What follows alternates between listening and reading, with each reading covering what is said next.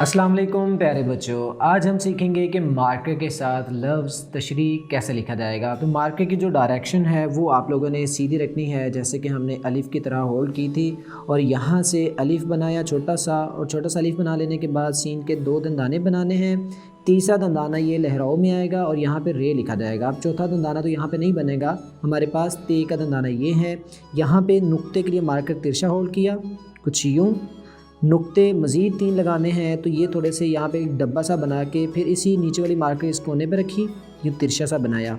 फिर आपने इसी मार्कर का नुक्ता सेम यहाँ से सेंटर में बना देना है। तिरछी लाइन लगाई जाएगी। जीम को हम यहाँ से लिखेंगे, फुल मार्कर हम यहाँ पे नहीं लगाएंगे और इससे आगे नहीं जाना। यहाँ से नीचे की तरफ आना है और यहाँ से यूँ गोल शेप बना देनी है जीम की।